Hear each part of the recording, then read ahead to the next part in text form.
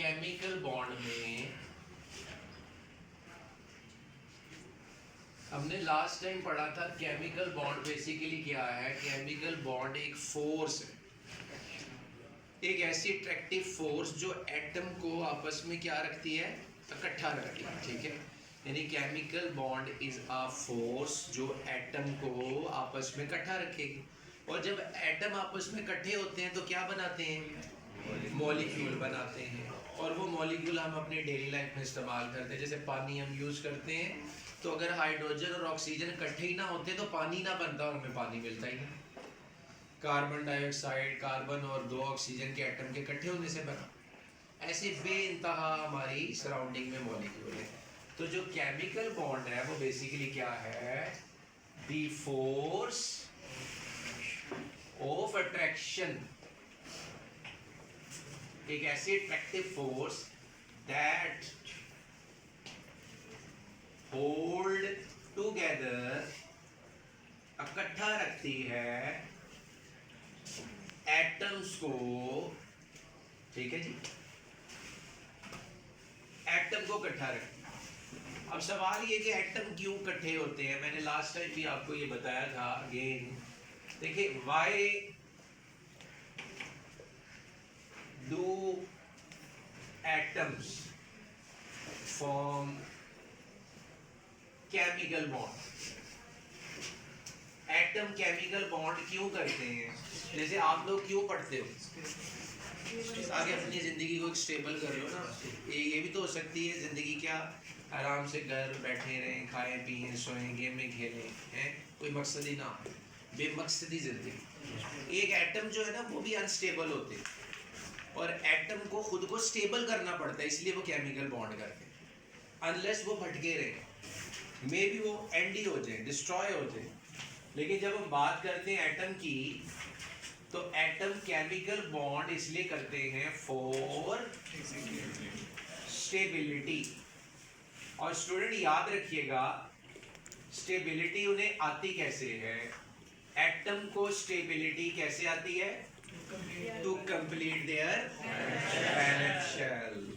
वो स्टेबल होते हैं। हाउ, स्टेबिलिटी अचीव कैसे होती है, स्टेबिलिटी अचीव होती है कंप्लीट कर लेना टू देयर वैलेंस शेल, अपने आखिरी शेल को कंप्लीट करके वो स्टेबल हो जाते हैं। और इसके लिए वो मुख्तलिफ स्ट्रेटजीज करते हैं, बट उन्होंने फॉलो मोस्टली डुप्लेट रूल और ऑक्टेट रूल कर रहे हैं। यानी डुप्लेट और ऑक्टेट रूल कर रहे हैं।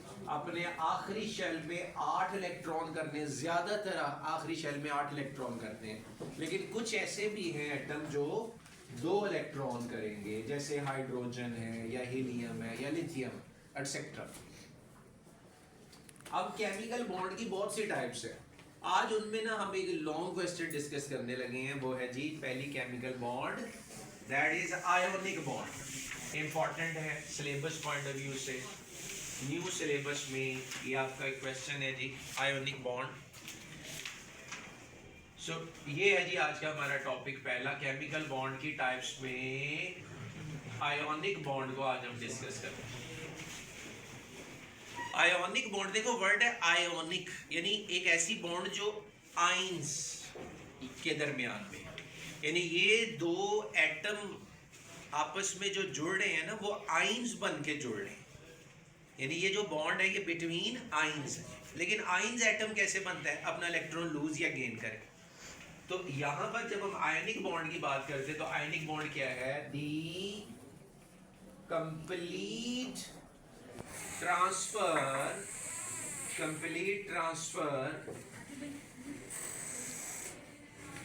of electron from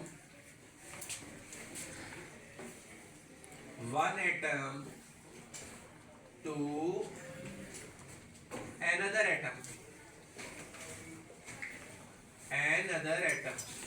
एक एटम दूसरे एटम को इलेक्ट्रॉन कंप्लीटली ट्रांसफर कर देता है, तो ऐसे में जो बॉन्डिंग होगी that is what, ionic bond. ये याद रखिए, ठीक हो गया। अब हम देखते हैं ये कैसे होती है बॉन्डिंग और किन के दरमियान में होती है। स्टूडेंट याद रखिएगा, जब हम आयोनिक बॉन्ड की बात करते हैं ना, तो आयोनिक बॉन्ड बड़ी एक स्पेशल टाइप ऑफ बॉन्ड है। इससे आयोनिक कंपाउंड बनते हैं और आयोनिक कंपाउंड ना क्रिस्टल टाइप होते हैं, क्रिस्टलाइन सॉलिड। सबसे जबरदस्त आयोनिक कंपाउंड आपकी लाइफ में कौन सा है? NaCl। NaCl एक आयोनिक कंपाउंड। अब पहले तो हमने ये देखना है कि ये कौन से ग्रुप्स के एलिमेंट में यूजुअली होती है। मोस्टली ना अगर हम बात करें ग्रुप्स की, तो ग्रुप्स में ग्रुप नंबर 1, 2 यूजुअली ज्यादातर इनके एलिमेंट्स आयनिक बॉन्ड करते हैं और साथ में इनके अदर जो ग्रुप्स हैं जो कि क्या करते हैं, पार्टिसिपेट करते हैं इस आयनिक बॉन्ड के अंदर। इनके एलिमेंट वो है ग्रुप नंबर 5, 6 एंड 7। अब देखो मैंने ये बताया यहाँ पर कि ग्रुप नंबर 1, 2 जो है ना वो यूजुअली इलेक्ट्रॉन को लूज देंगे। ये इलेक्ट्रॉन को क्या करते हैं, लूज करते हैं।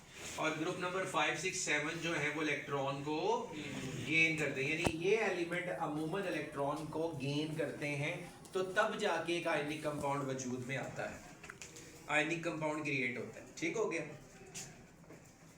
अब जब हम बात करते हैं एग्जांपल्स की, तो there is a lot of examples, ये याद रखिएगा।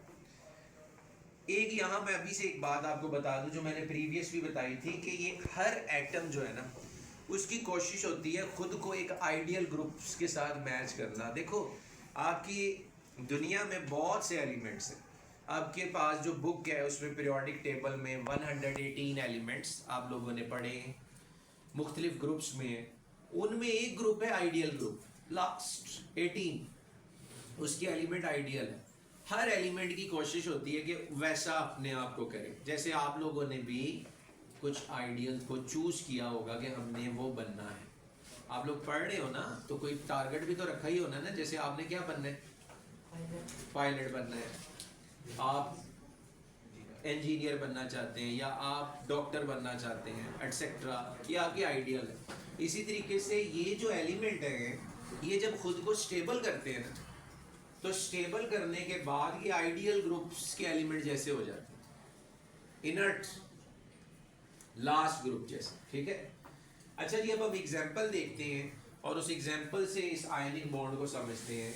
तो एग्जांपल है हमारे पास NaCl। Example number 1, first example, formation of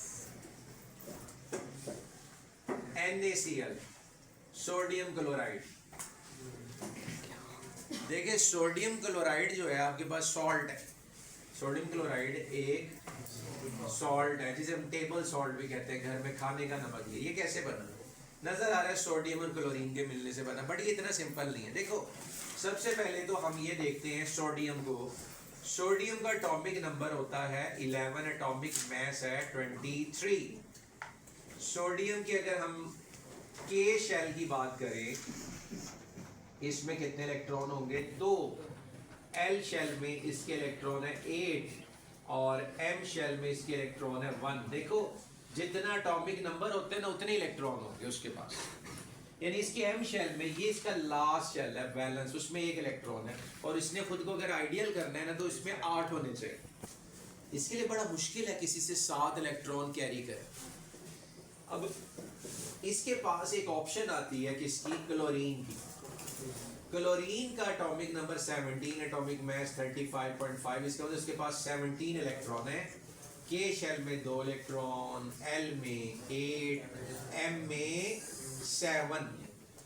अब क्लोरीन के M शेल में 7 इलेक्ट्रॉन है, तो जो 7 इलेक्ट्रॉन हैं तो उससे तो 1 इलेक्ट्रॉन चाहिए। तो ये है इलेक्ट्रॉन नेगेटिव एलिमेंट, 1 इलेक्ट्रॉन के लिए बड़ा कीन है और वो इलेक्ट्रो पॉजिटिव लूज करने वाले। तो होगा ये जो सोडियम है ये अपना ये इलेक्ट्रॉन लूज करेगा और क्लोरीन अपने इस शेल में उस इलेक्ट्रॉन को गेन कर लेगा। अंडरस्टैंड? यानी होगा ये कि सोडियम का ये जो मैंने हाईलाइट किया है ये शेल खत्म हो जाएगा और क्लोरीन के इस शेल में जब एडिशन हो जाएगी तो इसके पास हो जाएंगे 8। अब ये तो कंप्लीट हो गया ऑक्टेट। ये कैसे कंप्लीट हुआ? जब इसका शेल ही नहीं रहा तो वैलेंस शेल तो गया, अब वैलेंस शेल बन गया ये वाला सेकंड वाला, ये है इसका वैलेंस शेल जो कि ऑलरेडी क्या था, कंप्लीट था।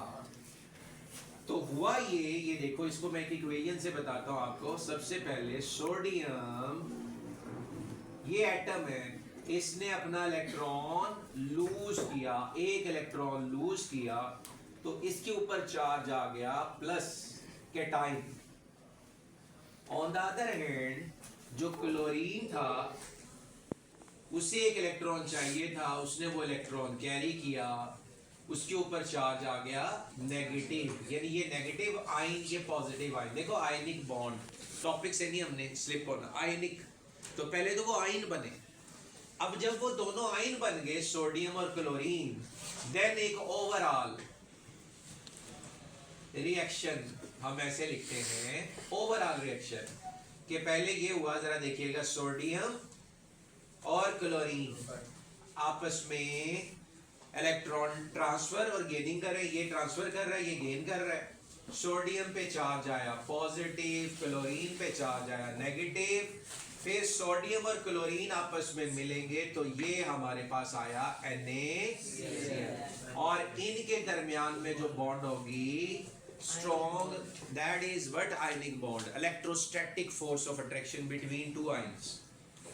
दो आयंस के दरमियान में, पॉजिटिव और नेगेटिव आयंस के दरमियान में जो फोर्स ऑफ अट्रैक्शन है, that is what ionic bond. तो ये आपके पास एक आयनिक कंपाउंड है और ये क्रिस्टल लैटिस की सूरत में होते हैं, याद रखिएगा। यानी जब हम इन्हें देखते हैं तो ये क्यूबिक शक्ल में होते हैं। और सबसे इंटरेस्टिंग थिंग ये कि आपके पास एक नमक का स्ट्रक्चर है ना, तो नमक के स्ट्रक्चर को क्रिस्टल लैटिस इसलिए कहते हैं तो वो क्रिस्टल होता है। और why it is crystal lattice कि उसका हर स्ट्रक्चर, हर पार्ट एक जैसा आइडेंटिकल है। जैसे वो खुद में क्यूबिक है ना, वैसे ही उसके अंदर हर छोटा से छोटा स्ट्रक्चर भी वैसा ही होगा। अंडरस्टैंड? दैट इज, इसीलिए इसे हम यूनिट सेल भी कहते हैं। क्या कहते हैं? यूनिट सेल कहते हैं।